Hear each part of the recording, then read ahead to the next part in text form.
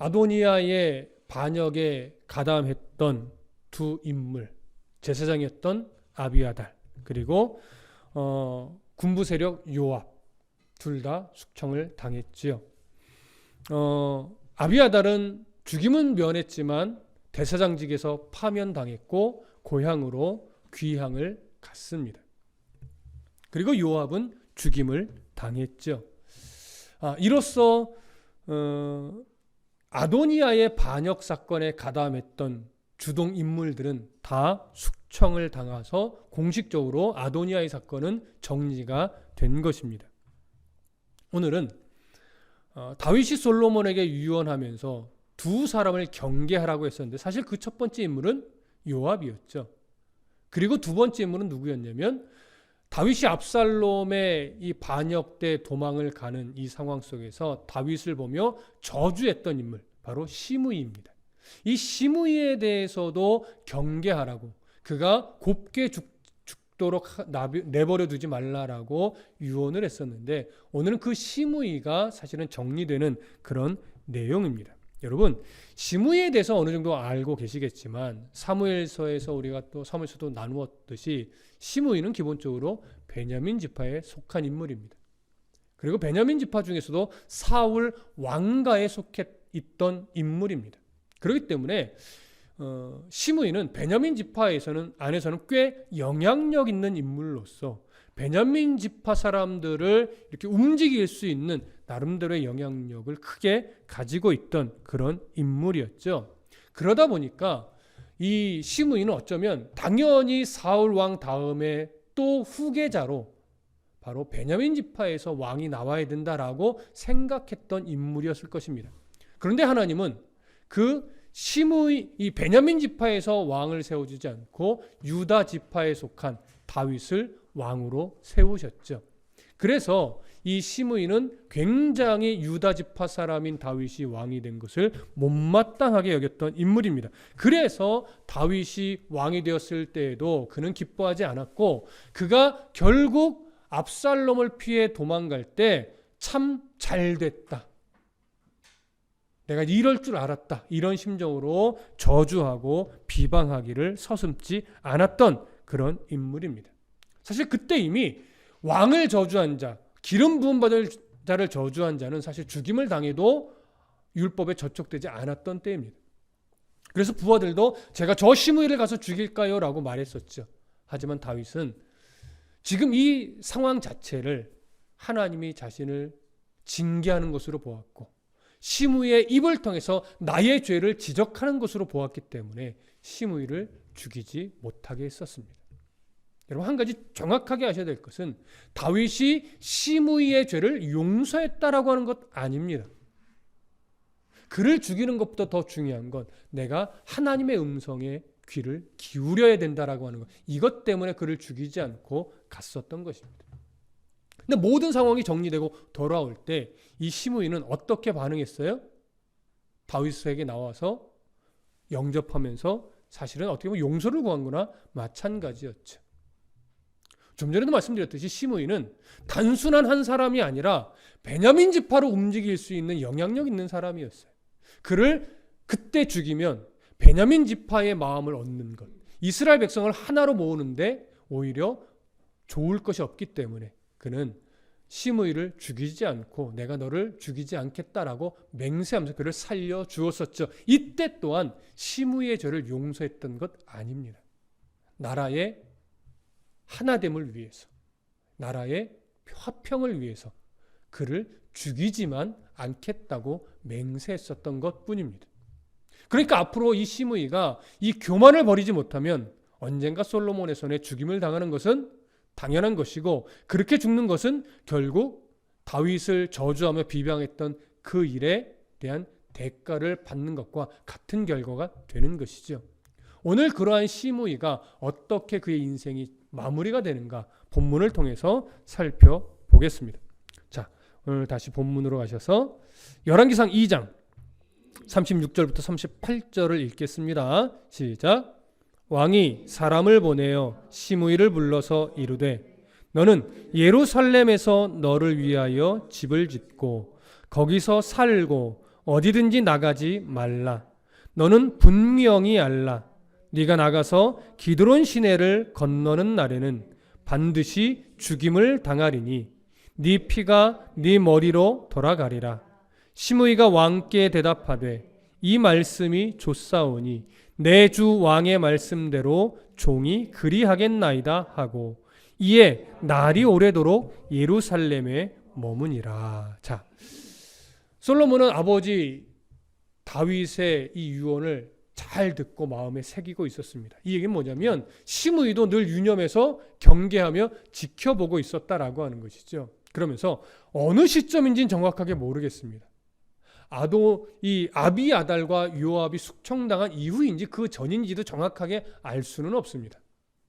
그러나 어느 시점에선가 이 시므이를 유념하여 보다가 시므이를 불러서 왕이 이런 명령을 합니다. 오늘 본문에 있는 것처럼 네가 예루살렘 안에서 집을 짓고 예루살렘 안에서 살아라. 그러나 예루살렘 밖으로 나간다면 또 하나 더 붙이죠. 기드론 시내를 건너간다면 너는 반드시 죽임을 당할 것이다. 이렇게 말을 합니다. 자, 예루살렘 안에서 집을 짓고 예루살렘 안에서 살라라고 하면서 왜 기드론 시내를 건너가지 말라고 했느냐? 기드론 시내에는 위치가 어떻게 되냐면 유다 지파와 베냐민 지파의 경계선 근처에 위치한 그런 지역인데 베냐민 지파에 속한 그런 땅이에요. 조금 더 정확하게 말하면 바후림이 바로 그 근처에 있는데 이 바후림이 어디냐면 시므이의 고향입니다. 그러니까 시므이의 고향, 베냐민 지파에 속했지만 유다 지파의 경계인 그 부근에 있는 바후림으로 시므이가 간다는 얘기는 무슨 말이냐면 시므이가 계속해서 베냐민 지파 사람들과 관계를 맺고 그들과 교제를 하며 그들과 어떤 정치적인 논의를 할 수 있다라고 하는 거예요. 근데 그 기드론 시내를 건너가지 말라고 해요. 이건 뭐예요? 시므이에게 경고하는 거죠.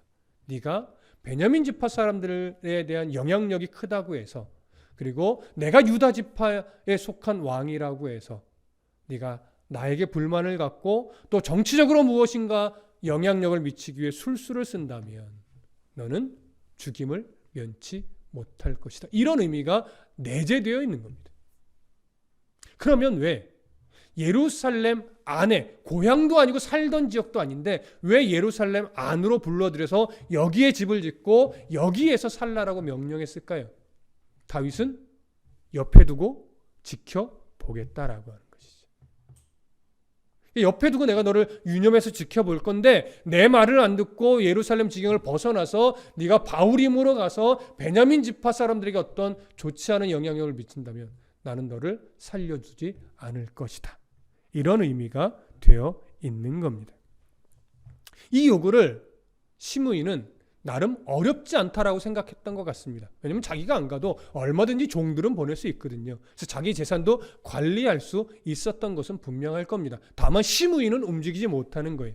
그러다 보니까 일단 목숨은 건졌고 내가 죽임당할 일은 없을 터이니 예루살렘에서 명령대로 살겠습니다. 이렇게 그가 수긍을 합니다. 그래서 오늘 38절을 보면 시므이가 왕께 대답하되 이 말씀이 좋사오니 내 주 왕의 말씀대로 종이 그리하겠나이다 하고 이에 날이 오래도록 예루살렘에 머물렀다고 해요. 수년간 큰일 벌이지 않고 정치적인 술수 쓰지 않고 조용히 예루살렘에서 살았다라고 하는 의미입니다. 근데 이제 다음 구절에 넘어가면 하나의 사건이 이제 등장을 합니다. 39절과 40절을 읽겠습니다. 39절 40절 시작. 3년 후에 시므이의 두 종이 가드 왕 마아가의 아들 아기스에게로 도망하여 간지라. 어떤 사람이 시므이에게 말하여 이르되 당신의 종이 가드에 있나이다. 시므이가 그 종을 찾으려고 일어나 그의 나귀의 안장을 지우고 가드로 가서 아기스에게 나아가 그의 종을 가드에서 데려왔더니 자, 대략 예루살렘 성에서 큰일 벌이지 않고 조용히 살았던 연수가 대략 3년 정도가 지나갔습니다. 그 3년 정도가 지나갈 무렵 아기스 이 시므이의 종 중에 두 종이 시므이의 종으로 있기를 거절하고 도망을 칩니다. 근데 누구에게로 갔다라고 성경이 말하냐면 가드 왕 마아가의 아들 아기스에게로 도망갔다고 말을 합니다. 여러분, 가드란 지역은 어떤 족속에게 지금 속해 있던 땅이죠? 블레셋에게 속해 있던 땅입니다. 사사시대를 보면 이 블레셋은 여호수아가 정복하기를 그저 포기하고 관광을 뭐 저 정도야 뭐 어찌 하겠어 라고 내버려뒀던 이스라엘 지경으로 보면 남서쪽에 있는 지중해 연안의 아주 작은 지역에서 살던 이방 족속이에요. 근데 그들 족속이 얼마나 힘이 셌든지 함부로 정복을 못했고 쫓아내지도 못했습니다. 그들에 대한 완전한 정복을 이루지 못하니까 사사시대 블레셋에 의해 공격당하고 압제받고 고통을 받았던 시간들이 꽤 많았죠.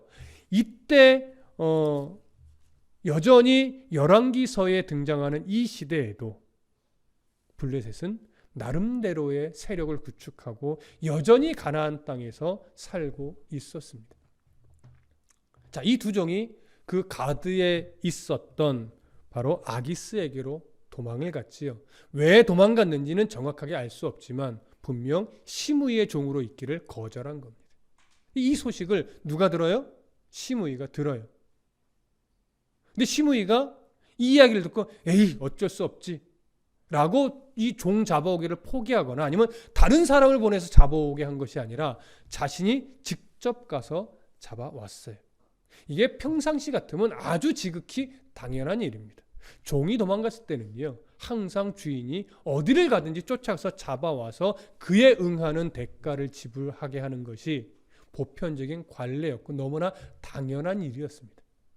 그러나 지금 상황은 시므이에게 있어서 사실 당연한 상황이 아니라고 여겨지는데 그는 이상하게 큰 문제로 여기지 않고 솔로몬 왕에게 말도 하지 않고 허락도 구하지 않고 가드로 가서 아기스 왕에게 있던 그 두 종을 잡아온 거예요. 여러분, 여기서 우리가 한 가지 좀 정리해야 될 것이 뭐냐면 아기스 가드 지역으로 가서 종을 잡아온 이것이 왕의 명령을 어긴 것인가 어기지 않은 것인가. 시므이는 어겼다고 생각했을까 어긴 것이 아니라고 생각했을까. 이 부분을 조금 점검할 필요가 있습니다. 솔로몬 왕은 이렇게 말했습니다. 예루살렘 지경을 벗어나지 말라. 특히 강을 건너서 너희 고향으로 가지 말아라. 기드론 시내를 건너지 말아라 이렇게 합니다. 그럼 기드론 시내는요, 좀 전에도 설명됐지만 유다 지파와 베냐민 지파의 경계에 위치했다고 그랬죠. 예루살렘을 기준으로 보면 동쪽에 위치해 있습니다. 근데 제가 지금 가드는 어디에 있다고 그랬어요? 예루살렘 기준으로 남서쪽 지중해 이 끝자락에 있어요. 그러니까 기드론 시내를 건널 일은 없습니다. 그 기드론 시내를 건너가지 않았던 거예요. 전혀 다른 반대 방향으로 갔고 정치적 어떤 술수를 쓰기 위해 간 것도 아니었죠. 그렇다면 어쩌면 시므이는 나는 지금 기드론 시내를 건너는 것도 아니고 내가 정치적 술수를 부리는 것도 아니고 그저 도망간 종을 잡으러 갔다가 빨리 오는 것이니 난 솔로몬 왕의 명령을 어긴 것이 아니다. 이렇게 여겼을지도 모르겠습니다. 그래서 솔로몬에게 허락을 구하지도 않고 갔다 온 것이겠지요. 근데 문제는 솔로몬도 그렇게 생각했느냐라고 하는 것이죠. 그 부분을 우리가 본문 안에서 확인을 해보겠습니다. 41절부터 43절까지 함께 읽겠습니다. 시작. 시므이가 예루살렘에서부터 가드에 갔다가 돌아온 일을 어떤 사람이 솔로몬에게 말한지라. 왕이 사람을 보내어 시므이를 불러서 이르되 내가 너에게 여호와를 두고 맹세하게 하고 경고하여 이르기를 너는 분명히 알라. 네가 밖으로 나아가서 어디든지 가는 날에는 죽임을 당하리라 하지 아니하였느냐. 너도 내게 말하기를 내가 들은 말씀이 좋으니이다 하였거늘 네가 어찌하여 여호와를 두고 한 맹세와 내가 네게 이른 명령을 지키지 아니하였느냐. 자, 솔로몬은 어떻게 여겼습니까? 왕의 명령을 어긴 것으로 그렇게 여겼죠. 솔로몬의 기본적인 명령은 이거라고 말하는 겁니다. 예루살렘을 떠나지 말아라.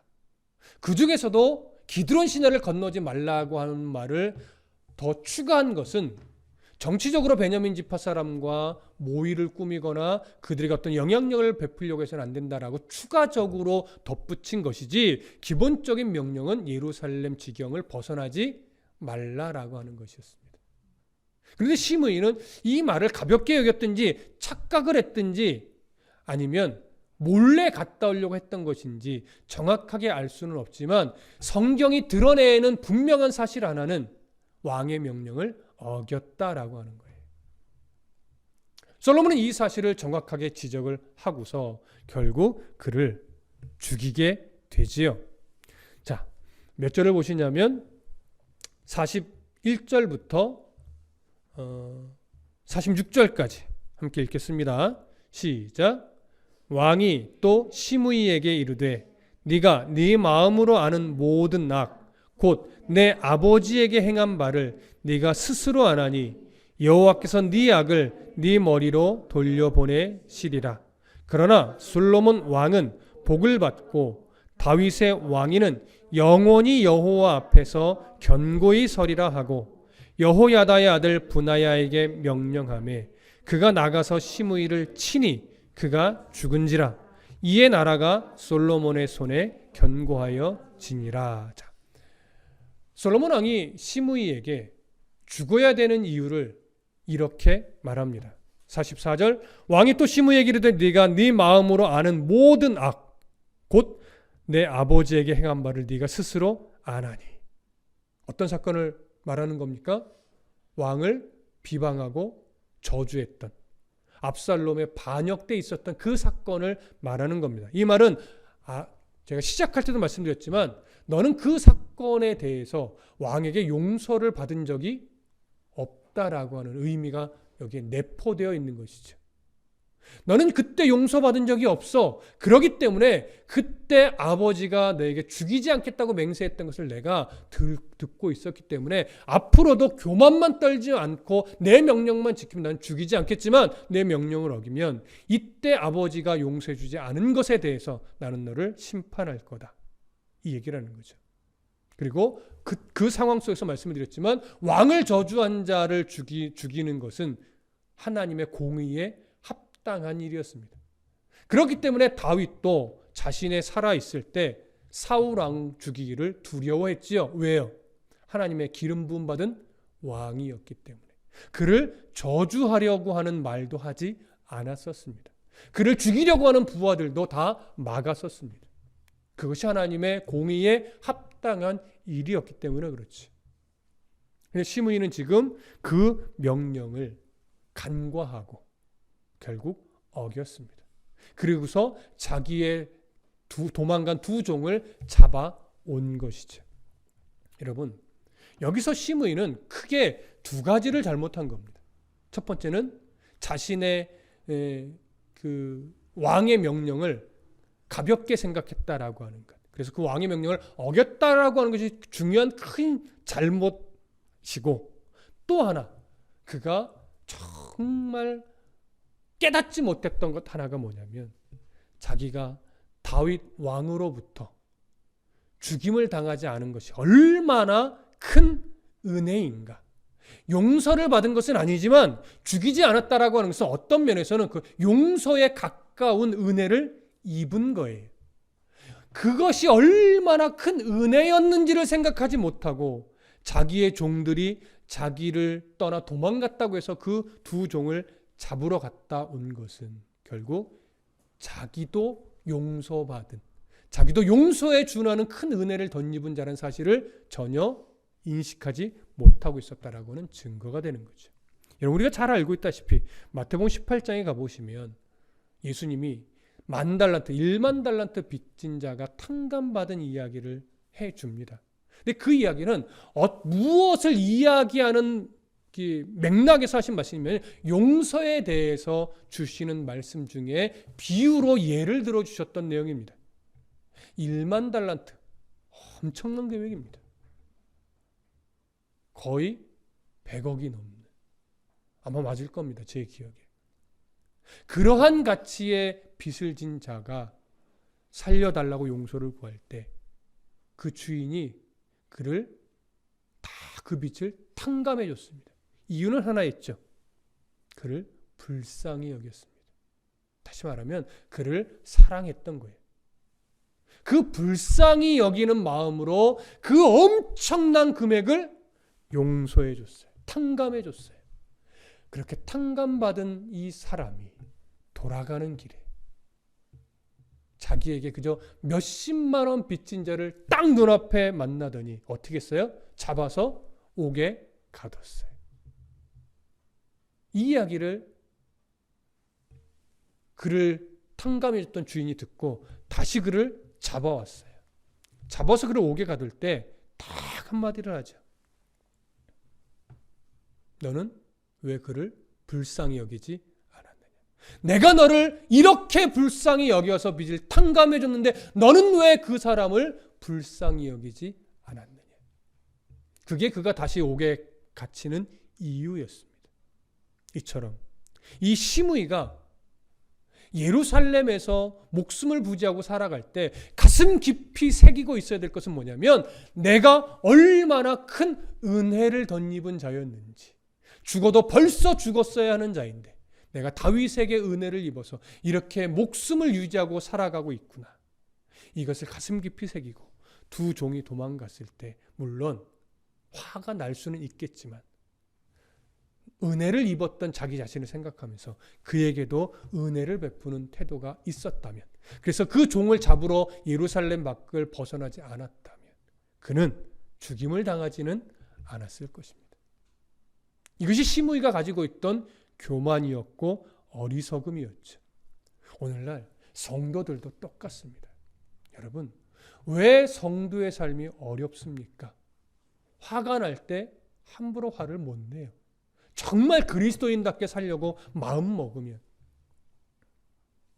입에서 거친 이야기를 내뱉고 싶을 때 함부로 내뱉지 못해요.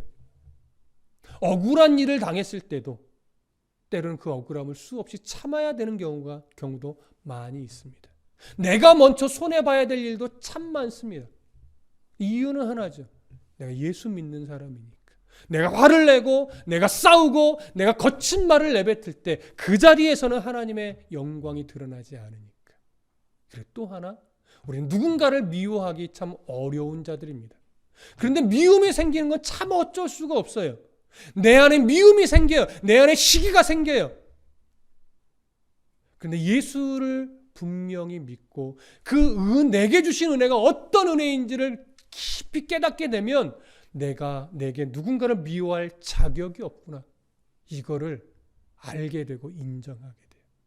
나 같은 자를 용서해 주시고 나 같은 자를 위해 십자가에서 생명을 내어주신 그 은혜를 내가 덧입었는데 어찌 나에게 함부로 하는 저 사람을 내가 미워할 수 있을까라고 하면서 정말 미워하고 저주해도 아무도 뭐라고 안 할 상황이지만 그를 미워하고 있는 내 자신이 참 하나님 앞에 부끄러워지는 걸 경험하게 됩니다. 그래서 그리스도인으로 바르게 살아가는 것이 참 힘든 거예요. 그냥 미워해버리면 속 편해요.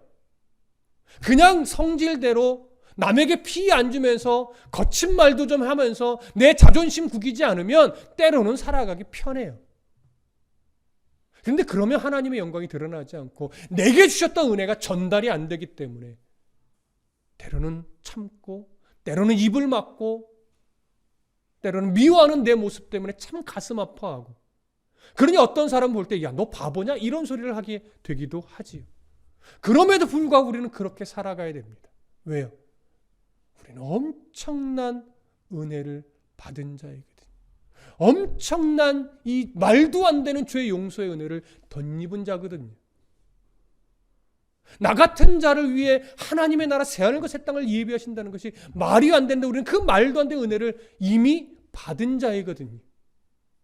그래서 여러분, 어떤 사람이 성숙한 성도로 나아가는 자냐면 무엇인가 종교적 열심을 많이 내는 자도 되지만 내 속에 있는 죄의 크기, 내가 얼마나 큰 용서를 받은 자인지, 내 눈에 있는 티, 내 눈에 있는 들보, 이것을 먼저 볼 줄 아는 자, 남의 눈에 있는 티를 보면서 들보다 지적하는 것이 아니라 내 눈에 더 큰 들보가 있음을 인정하면서